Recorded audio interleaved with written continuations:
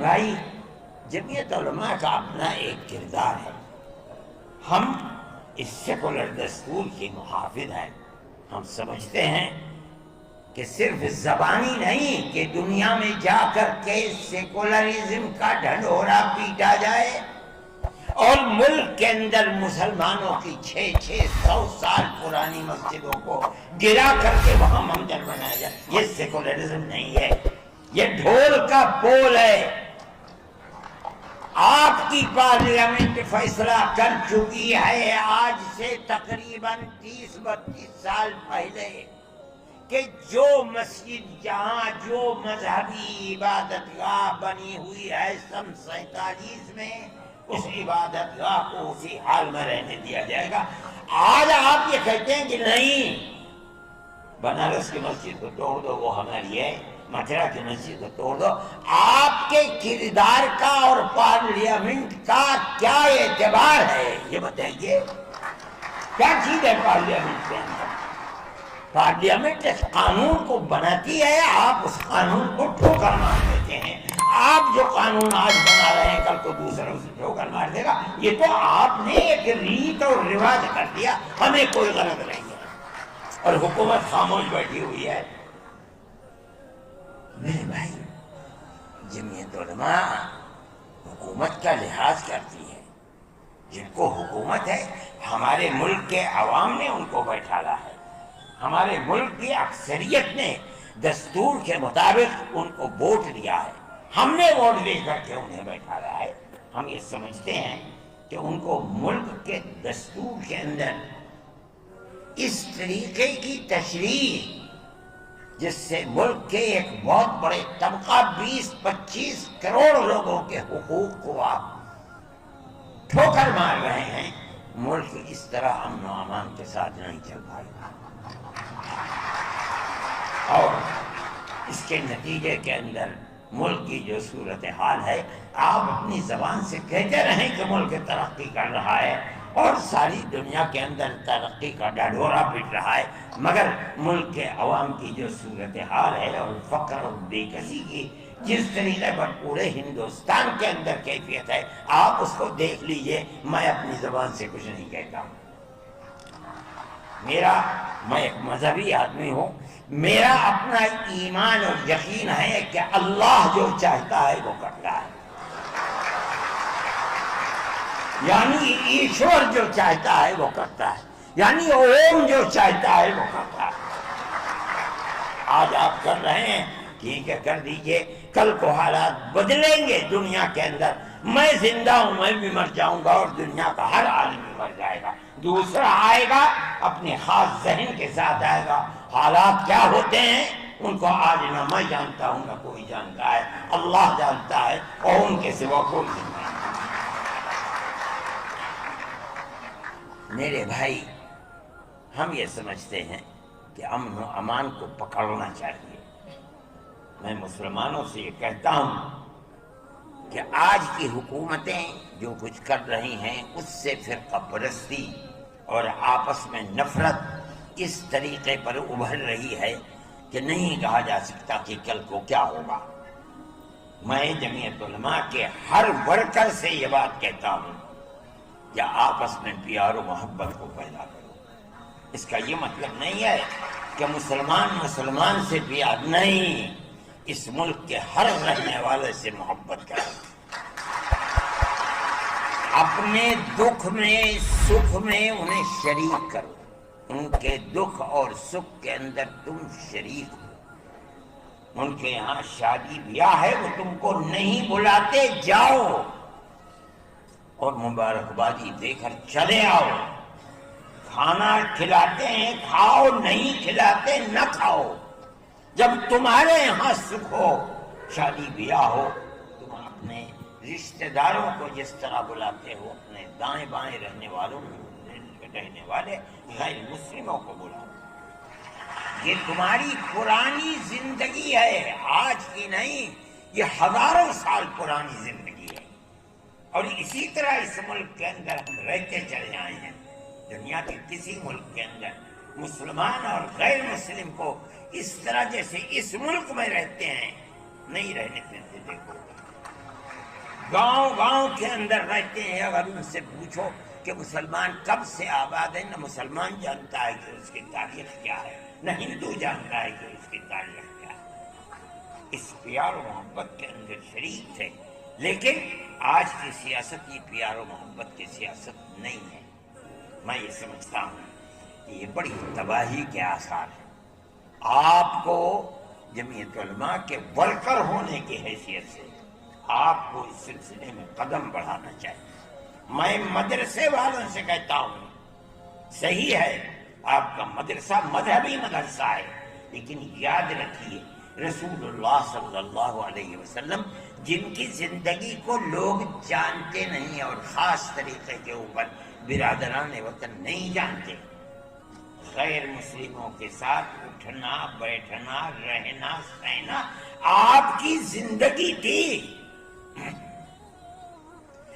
آپ جب تک زندہ رہے، میں ایک بات کہتا ہوں اور یہ تو بڑی لمبی بات ہو جائے گی، ابو طالب آپ کے چچا تھے، آخری وقت تک بت پرست رہے اور کھانا پینا اٹھنا بیٹھنا اللہ کے نبی کے ساتھ تھا۔ اگر اللہ کے نبی کو مکے کے لوگوں نے آبادی سے باہر کر دیا، ابو طالب نے ساتھ نہیں چھوڑا، باہر رہے، اور دین کے اعتبار سے وہ اللہ کے دین کو، اللہ کے نبی کے دین کو نہیں مانتے تھے، آخری وقت تک نہیں مانتے تھے۔ جب جان نکل رہی تھی تب گئے نبی کریم علیہ السلام ان کے پاس اور جا کے کہا، چچا ایک مرتبہ لا الہ الا اللہ محمد رسول اللہ کے لیے میں قیامت کے دن اللہ کے یہاں آپ کی شفاعت تو کر دوں گا۔ ابو جہل وہاں کھڑا ہوا تھا، ابو جہل نے کہا، ابو طالب کیا کہیں گے تمہارے بعد لوگ، کیا آخری وقت میں اپنے باپ دادا کے دین کو چھوڑ دیا؟ یہ کہا کہ نہیں، میں اپنے باپ دادا کے دین کے اوپر ہوں اور مر گئے۔ اللہ کے نبی نے ساتھ نہیں چھوڑا، نہ انہوں نے چھوڑا نہ اللہ کے نبی نے ساتھ چھوڑا، حالانکہ اللہ کے نبی کے دین پر نہیں تھے، نہ زندگی میں تھے نہ مرتے وقت تھے۔ میرے بھائی یہ رسول اللہ کا کردار ہے۔ یہ سمجھنا کہ کسی غیر مسلم کے ساتھ اٹھنا بیٹھنا یہ درست نہیں، اسلام میں غلط ہے، غلط ہے، غلط ہے۔ ہم اس ملک کے رہنے والے ہیں، وہ ہمارے بھائی ہیں۔ میں کہتا ہوں ایک آدم کی یعنی پرتم منو کی اولاد ہیں، ہم دونوں بھائی بھائی ہیں۔ جو لوگ اس کو تفریق میں اور دشمنی اور نفرت میں لے جانا چاہتے ہیں وہ ایک باپ کی اولاد نہیں مانتے، اور غلط ہے، غلط ہے، غلط ہے۔ ہم سب ایک ہی باپ کی اولاد ہیں، ہم سب ایک دوسرے کے بھائی ہیں۔ جمعیت علماء یہ کہتی ہے، اور جمعیت علماء میرے تعلقات RSS کے بڑے چوٹی کے لوگوں سے ہیں جو میرے پاس آتے ہیں، میں ان کے پاس جاتا ہوں، ہندوؤں سے بھی ہیں، مسلمانوں سے بھی ہیں، میں جو ان کی تواضع کر سکتا ہوں میں وہ تواضع، میں کوئی بہت بڑا دولت مند آدمی نہیں ہوں، لیکن جو بھی کر سکتا ہوں میں پیار و محبت کی باتیں ان کے ساتھ کرتا ہوں۔ کوئی ضرورت نہیں ہے میں کیوں تفریح کروں، وہ صحیح ہے، وہ RSS کے لوگ ہیں، دوسری پارٹیوں کے لوگ ہیں، وہ کریں، ہمارا فرض یہ ہے کہ ہم ان کے ساتھ پیار و محبت، اور میں جانتا ہوں کہ وہ شریف لوگ ہیں، اپنی شرافت کے کردار کو پیش کرتے ہیں۔ میرے بھائی میں اس لیے کہتا ہوں کہ آپ کو اس سلسلے کے اندر جو مدرسے والے ہیں وہ اپنے مدرسوں کے جلسوں کے اندر بلائیں، بچوں سے تقریریں کروائیں، ماں باپ کے ساتھ کس طرح تعلقات رکھنے چاہیے، قرآن کیا کہتا ہے، اللہ کا نبی کیا کہتا ہے، ان کو سنائیں، پڑوسیوں کے ساتھ کیسے تعلقات ہونے چاہیے، آدمی کے ساتھ قطع نظر اس کے کہ اس کا مذہب کیا ہے کیسے تعلقات ہونے چاہیے، تاکہ آپ کے خلاف جو پروپیگنڈا ہے کہ اسلام دہشت گردی کا مذہب ہے یہ جائے تو لوگ سنیں تو کہ آپ تعلیم کیا دیتے ہیں، قرآن بتاتا کیا ہے۔ یہ ہمارا قصور ہے کہ ہم اسلام کی صحیح تصویر ان کے سامنے پیش نہیں کر پا رہے ہیں۔ ہمیں کرنی چاہیے. میں یہ بات کہتا ہوں اور آپ میری اس بات پر غور فرمائیں. آپ جہاں مدرسہ قائم کرتے ہیں اس مدرسے کے اندر اپنے ان بھائیوں کو بلائیے، ان کے سامنے اپنے اس پروگرام کو پیش کیجیے جو انسانیت کا پروگرام ہے اور جو قرآن سے ثابت ہو رہا ہے، جو اللہ کے نبی سے ثابت ہو رہا ہے. تب آپ سمجھا جائے گا کہ اسلام کی صحیح تصویر کو دنیا کے سامنے پیش کر رہے ہیں. اور اگر یہ نہیں کرتے تو میرے بھائی آپ کے لیے مشکلات ہیں، اور قصوروار آپ بھی ہیں. تو ہنسنے لگے اور انہوں نے اس کے بعد حکم دیا کہ اس کے اقلیتی کردار کو بحال کیا جائے. اس کے اقلیتی کردار کو، جو وزیر تھا، قبر سبل منسٹر تھے اس وقت، جب انہوں نے کہا اور سونیا جی نے کہا کہ اس کے اقلیتی کردار کو بحال کیا جائے، کر نہیں سکے قبر سبل. انہوں نے سلمان خورشید کو لکھا. سلمان خورشید کے نے مجھے پتا چلا رمضان میں کہ سلمان خورشید کو انہوں نے کہا، میں نے ان کو ٹیلی فون کیا، میں نے کہا کیا سلمان خورشید صاحب، قبر سبل جی جو منسٹر ہیں، وزیر تعلیم ہیں، کیا انہوں نے آپ کو لکھا ہے؟ کہا کہ ہاں مجھے لکھا ہے، میں اس کا جواب دوں گا. میں نے کہا کہ اگر مسلم مفاد کے خلاف آپ نے جواب دیا تو قیامت تک مسلمان چھوڑے گا نہیں، یاد رکھیے گا. کہنے لگے نہیں، جو اصل حقیقت ہے میں وہی لکھوں گا، جواب دوں. میں نے کہا بڑی اچھی بات ہے. انہوں نے جواب دیا اور اقلیتی کردار کو باہر کر دیا گیا. آج لوگ جاننے والے نہیں ہیں جمعیت علماء کو، نہیں جانتے کہ جمعیت علماء کا کردار کیا رہا ہے.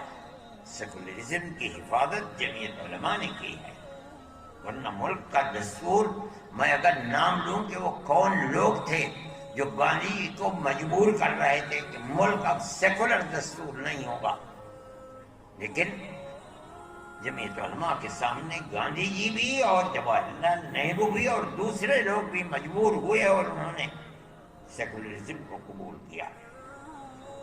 اور جمعیت علماء کہ اس مطالبے کے سے کبھی کانگریس باہر نہیں جا سکتی، اور اگر کانگریس باہر نکلنے کی دائیں بائیں ہوئی تو کوئی نہیں بولا. جمعیت علماء تنہا وہ جماعت تھی جس نے اس کے خلاف جیل بھر تحریک کو چلی. اور مجھے خوب یاد ہے کہ جمعیت علماء کے سارے ملک کے لوگ دلی کی کالی مسجد کے اندر تھے، اور سونیا جی نے، اندرا جی نے ایک سفید کاغذ کے اوپر دستخط کر کے جنرل شاہ نواز کو بھیجا، اور وہ آئے کالی مسجد میں، اور انہوں نے ان کے سامنے وہ تحریر دی ان کے دستخطوں کی کہ اندرا جی نے بھیجا ہے، آپ کے جو مطالبات ہوں آپ اس میں لکھ دیجئے، میرے دستخط ہیں اور مجھے وہ مطالبات منظور ہیں.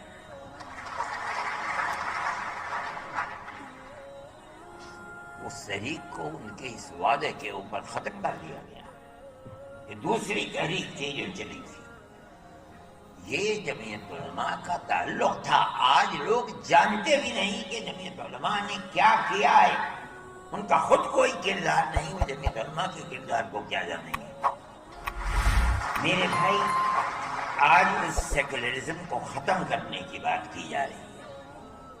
میں یہ سمجھتا ہوں کہ اس ملک کو بربادی کی طرف لے کر کے چل رہے ہیں. وہ اگر یہ سمجھتے ہیں کہ سیکولرزم صرف ان کے دو کھٹکتے ہیں، ان کو سب سے پہلے مسلمان اور دوسرے درجے کے اندر عیسائیت. ہم جس سیکولرزم کو لے کر چلتے ہیں، ہم یہ کہتے ہیں کہ تنہا مسلمان نہیں، ہر اقلیت، چاہے وہ عیسائیت ہو، چاہے ملک کے اندر برائے نام یہودیت ہو، یا کوئی بھی اقلیت ہے، جب ملک آزادی کے وقت اس کا دستور سیکولر دستور ہے، وہ سیکولر دستور رہے گا. اور اگر آپ اس سیکولر دستور کو ختم کر کے یہ چاہیں گے کہ ملک کو سلامتی کے ساتھ لے کر چلیں، ملک سلامتی کے ساتھ نہیں چل پائے گا. کہ 25-30 کروڑ کی مسلم اور عیسائی اقلیت کے ہوتے ہوئے آپ یہ چاہتے ہیں کہ ملک کے اندر امن برقرار رہے گا اور ان کو زندگی کا حق نہیں دیا جائے گا، دستور میں ان کا کوئی مقام نہیں ہوگا؟ نہیں ہو سکتا۔ آج آپ کے ہاتھ میں طاقت ہے، آپ یہ سمجھتے ہیں کہ جس مسجد کو چاہیں آپ لے لیں، جس طرح چاہے لے لیں۔ آپ نے جس مسجد کو لیا ہے وہاں بھی ٹھوکر کھائیے۔ ہم جانتے ہیں جمعیت علماء نے اس کے کیس کو لڑا ہے۔ جس دن سے مسئلہ چل رہا ہے سن 51-52 سے، اس وقت سے لے کر آج تک اس کے کیس کو جمعیت علماء لڑتی رہی ہے۔ ہم نے کتنے کروڑ روپیہ اس کے اوپر لوور کورٹ، ہائی کورٹ اور سپریم کورٹ کے اندر خرچ کر دیا۔ ہمارا کوئی پیسہ نہیں تھا، قوم نے دیا، ہم نے اس کو خرچ کیا اور ہم برابر لڑتے رہے۔ مسئلہ کیا تھا لڑائی کا؟ مسئلہ آپ سمجھیے، ہم لڑنے والے ہیں، ہم جانتے ہیں۔ مسئلہ یہ تھا کہ جس جگہ بابری مسجد بنی ہے وہ مسجد کی اپنی جگہ ہے یا یہ رام جنم بھومی ہے، یہاں رام کا مندر تھا، بابر نے اس مندر کو توڑ کر یہاں مسجد بنائی ہے۔ مسئلہ یہ تھا۔ اسی مسئلے یاد ہوگا کہ آثار قدیمہ نے اس کی کھدائی کروائی تاکہ مندر کے باقیات نیچے سے نکلتے ہیں، نہیں نکلتے، باقیات نہیں نکلے، کوئی پتھر نہیں نکلا، کوئی ستون نہیں نکلا، اور آثار قدیمہ نے اس کے اندر کامیابی حاصل نہیں کی۔ اب آپ دیکھیے، ملک کی سب سے بڑی سپریم کورٹ عدالت ہے، وہ عدالت اپنے فیصلے میں کیا کہتی ہے؟ اس فیصلے میں عدالت نے کہا ہے کہ مسجد اپنی جگہ ہے، کسی مندر کو گرا کر مسجد نہیں بنائی۔ ختم ہو گیا۔ ہمارا جو مقدمہ 50-70 سال سے چل رہا تھا، ہم اس مقدمے کے اندر کامیاب ہیں کہ بابر نے اپنی جگہ مسجد بنائی ہے، مندر توڑ کر مسجد نہیں بنی۔ ہم مسلمان ہیں، ہم جانتے ہیں کہ اگر کسی دوسری جگہ کے اوپر مندر توڑ کر مسجد بنائی جاتی، وہ مسجد نہیں ہے۔ مسجد وہ ہے جو مسجد کی جگہ ہے اور اس جگہ کو وقف کیا گیا ہے۔ ہم تو اس مقدمے کے اندر کامیاب ہیں۔ جب یہ کہہ دیا گیا کہ مسجد اپنی جگہ بنی ہے، مندر کو توڑ کر مسجد نہیں بنی۔ دوسرا فیصلہ کیا ہے کہ جنہوں نے اندر گھس کر مورتیاں رکھی ہیں وہ مجرم ہیں، انہوں نے غلط کیا، مسئلہ ختم ہو گیا۔ جب سننے والے سن رہے تھے فیصلے کو، تیسرا فیصلہ اپنی جگہ کے اوپر تھا کہ یہ مسجد کی جگہ ہے، لیکن یہ الگ بات ہے کہ فیصلہ یہ دے دیا گیا کہ لیکن ہم یہ جگہ ہندوؤں کو دیتے ہیں۔ ٹھیک ہے، آپ نے دے دی، ہم اپنے مقدمے کے اندر کامیاب ہیں۔ ہم آج نہیں بولتے، نہ ہمیں بولنا چاہیے، اس لیے کہ جو سب سے بڑی ملک کی عدالت ہے اس نے یہ ہندو بھائیوں کو دے دی۔ ہم نہیں بولتے، ہم 1000 دفعے کہہ چکے تھے کہ یہ آخری ہماری لڑائی ہے۔ سپریم کورٹ ہمارا سپریم کورٹ ہے، ہم اس ملک کے رہنے والے ہیں۔ سپریم کورٹ جو فیصلہ کر دے گا ہمیں وہ منظور ہے۔ سپریم کورٹ نے فیصلہ کر دیا، ہم اپنے گھر بیٹھ گئے، ہم خاموش ہیں، ہم نہیں کہتے کچھ، لیکن دنیا ختم تو نہیں ہے، ہم ختم ہو جائیں گے۔ آگے آنے والا مورخ یہ لکھے گا کہ بابری مسجد کی جگہ مندر کس طریقے پر بنا ہے۔ ہم نہیں بولتے، لیکن کیا آنے والی دنیا خاموش ہو جائے گی؟ میرے بھائی، یہ تو دنیا کے حالات ہیں، کل کوئی اور تھا، آج کوئی اور ہے۔ اگر ہم یہ سمجھتے ہیں کہ ارشد ہمیشہ زندہ رہے گا تو پاگل ہے، مرے گا، میری جگہ کوئی دوسرا آپ تو دنیا ہے، یہاں اسی طرح آنا جانا لگا ہوا ہے. ایسی ذات جو ہمیشہ سے ہے، ہمیشہ رہے